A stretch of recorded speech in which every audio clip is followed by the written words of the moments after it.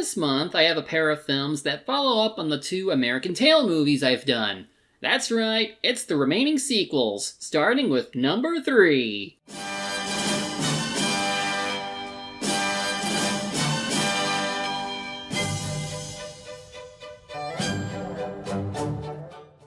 The Treasure of Manhattan Island comes to us 6 years after Fievel Goes West, and we got a third movie because of Louis Viola, then president of Universal Worldwide Home Entertainment. He wanted American Tail to have the same value and success as The Land Before Time, so that means endless spin-offs that get worse over time. Universal Cartoon Studios would once again take the reins from Amblin, meaning we aren't getting that nice animation from before, with overseas animation done by TMS Entertainment? I just got done with them. What the heck? Well, they did work on Tiny Toons and other Spielberg cartoons, despite Spielberg having nothing to do with this movie. Instead, we have Larry Latham, who's known as a storyboard artist for various cartoons. He directed and produced Tailspin, which got a Primetime Emmy Award for Outstanding Animated Program, so maybe this won't be so bad? Only one way to find out. Let's search for the Treasure of Manhattan Island. We once again open in New York City, where the humans are hard at work while the mice imitate them by living ordinarily in their back alley.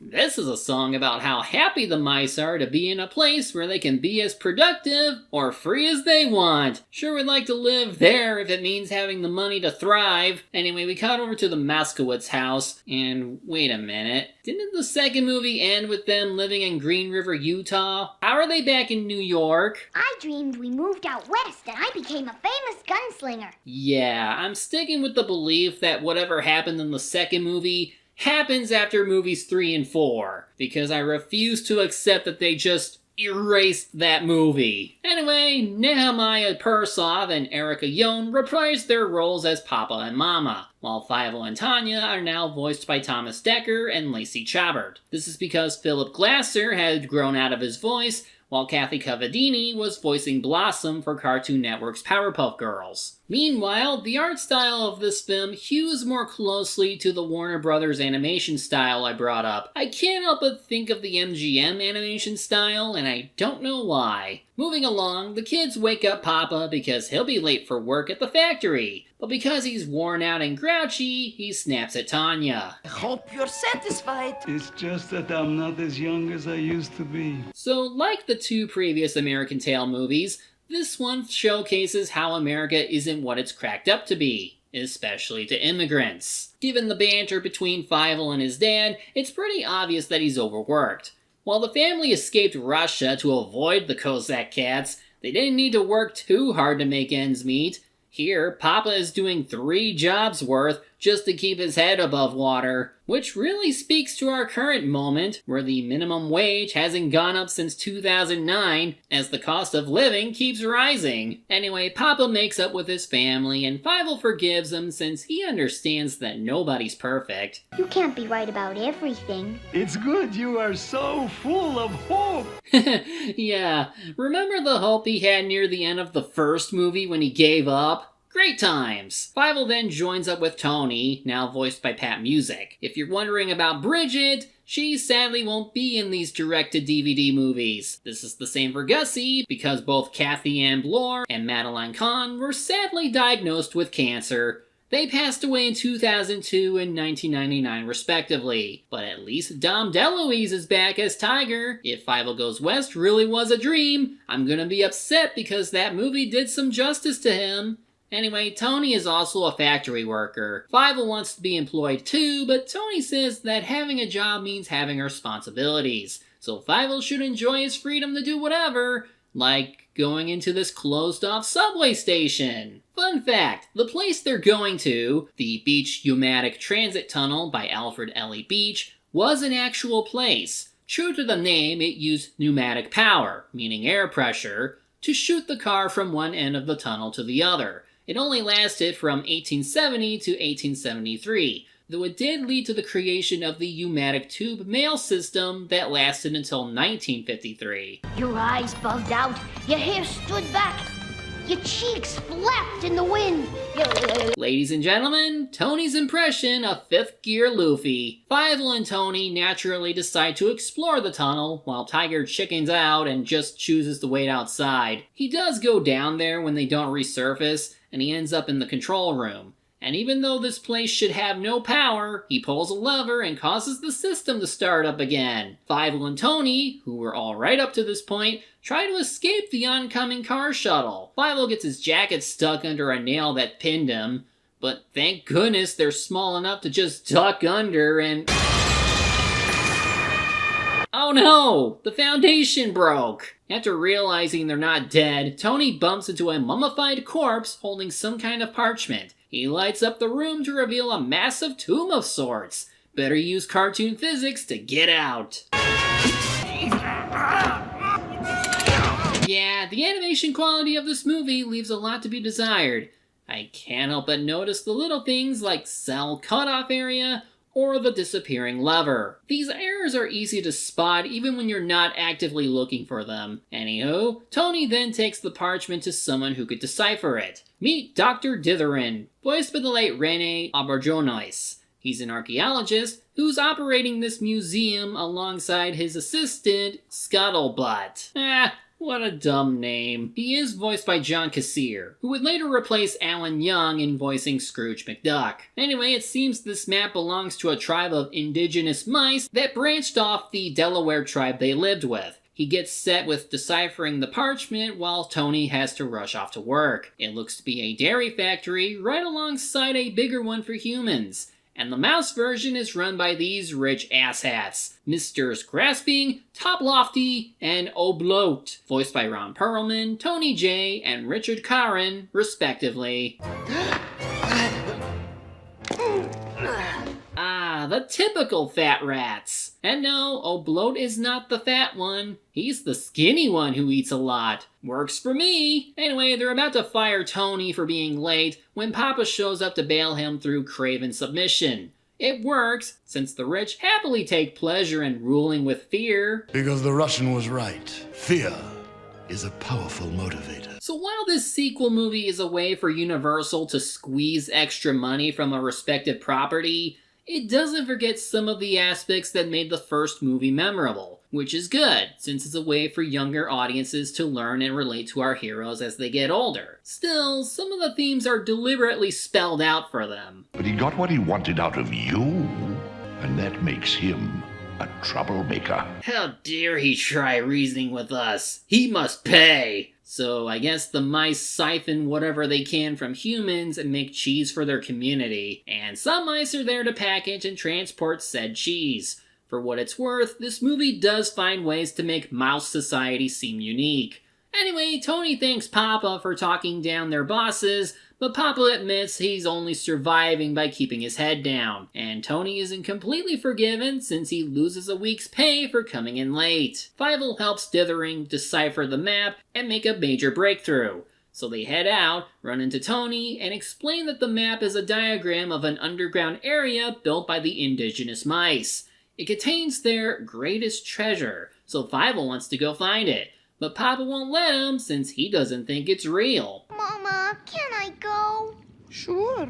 So what if it gives your mother a heart attack from worrying? I mean, he survived on his own on multiple occasions. I think he'll be fine. Fievel uses what Papa told him about working hard to be successful and ties that lesson to how he found the map. So Papa gives his blessing, though Tanya objects. He can't go. He's just a kid. I'm older. Let me go.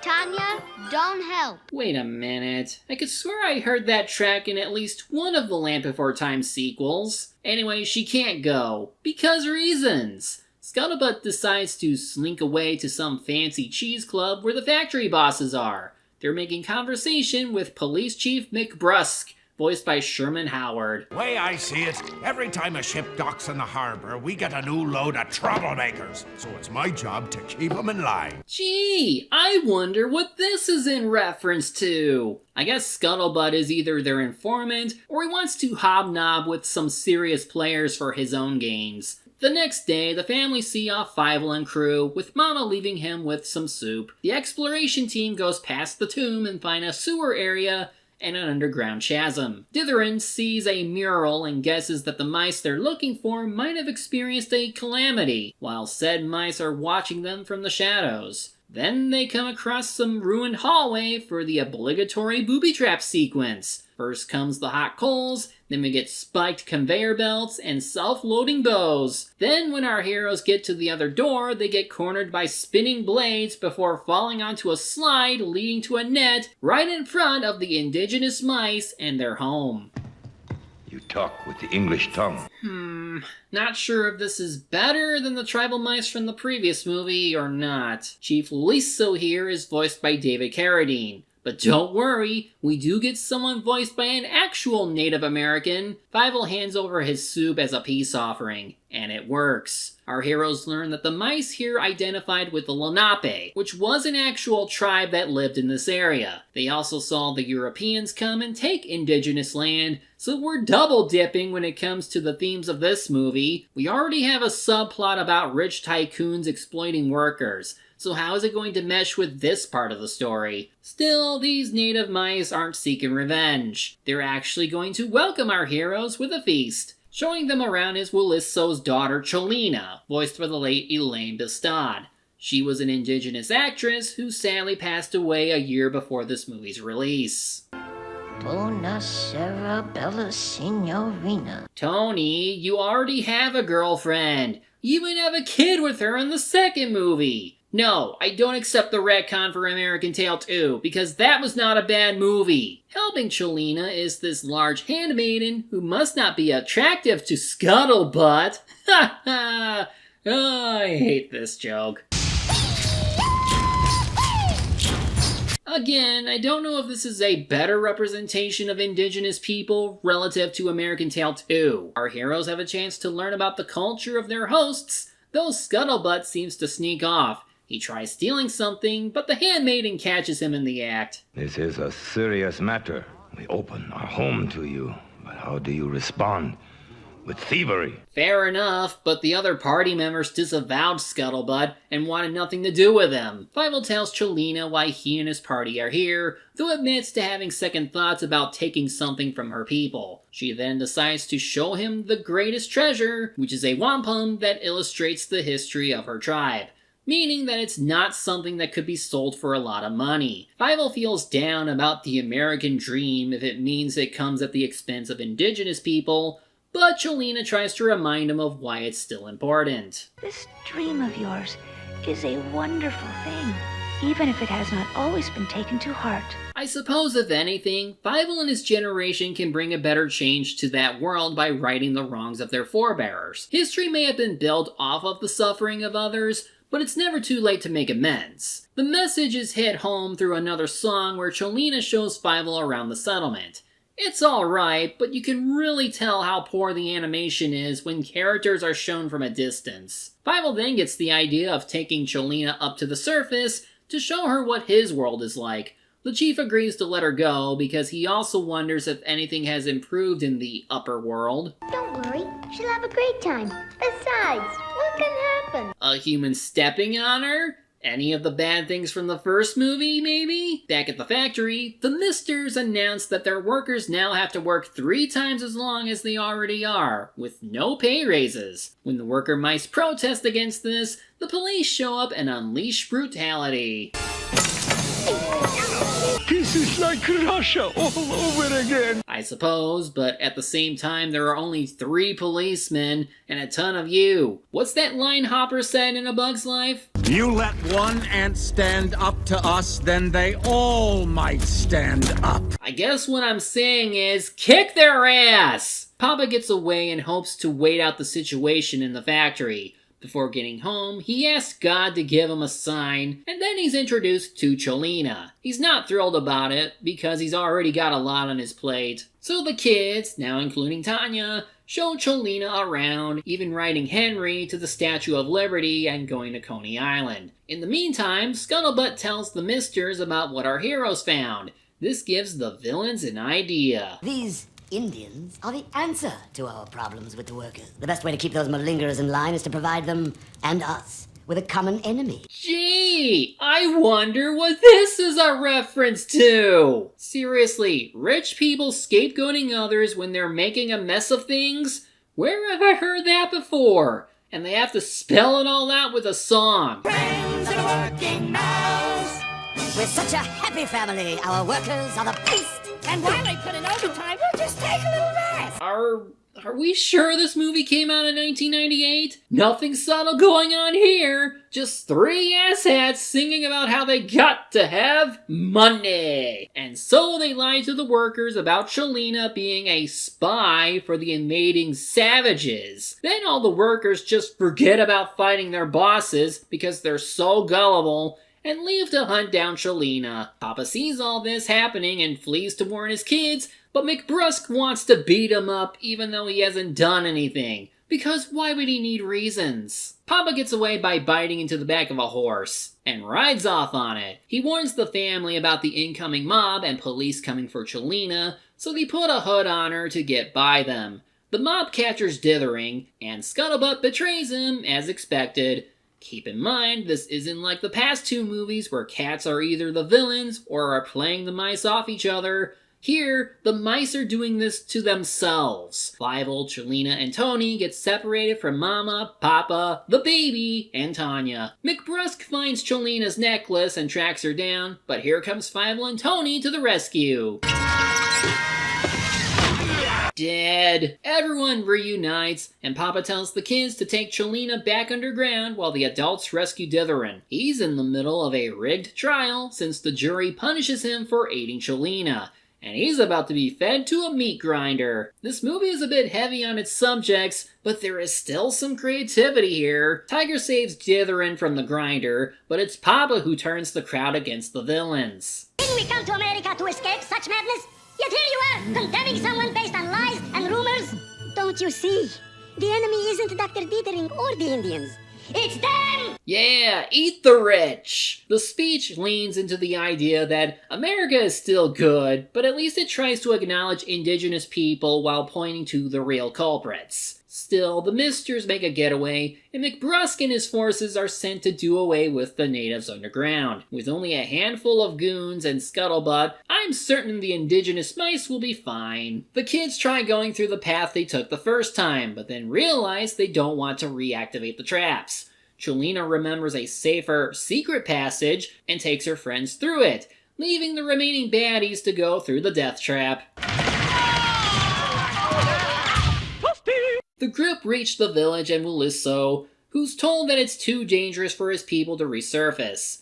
Fievel and crew warn them about the police, which is bad since these mice are not accustomed to war as their ancestors. So how are they gonna push back against the bad guys? No, please don't be a reference to an old review I did. It works and the baddies retreat. They will be back for sure, so Williso decides to seal the main tunnel that leads to his village. This means igniting a container of gunpowder to break the walls that are holding back the water. And while that means the indigenous mice could be cut off from everyone else, they promise that they have other secret routes to the surface.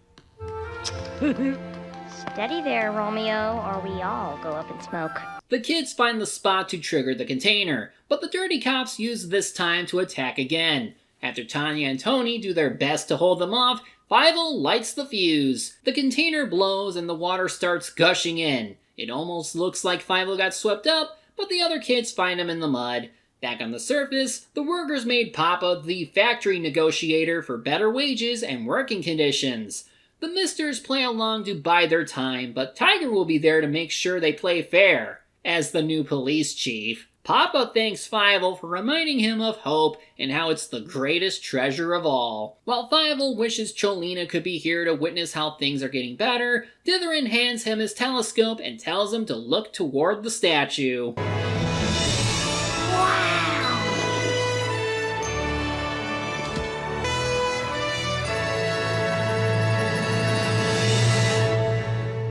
I'll be honest, I was not expecting to like this movie as much as I did. It tried to be like the first two movies by focusing on the societal issues related to the American dream, and how said dream eluded immigrants and the downtrodden. It even took some dark turns to showcase the horrors of police brutality and what xenophobia can do to people. The way the bad guys do racial scapegoating to pass off as friends of the working mice isn't new, but such a portrayal is timely. That said, the way the themes are discussed could be very on the nose, and there might even be too many of them for a single story. It's fine enough, just not as interesting as the second movie in my opinion. I do appreciate the effort in wanting to actually say something about America, and making it better is worthwhile. It's not saying anything new, but it's told well enough that I can give it a pass. I don't know about the next movie though, as I've never seen that one before. So stay tuned when we uncover the mystery of the Night Monster.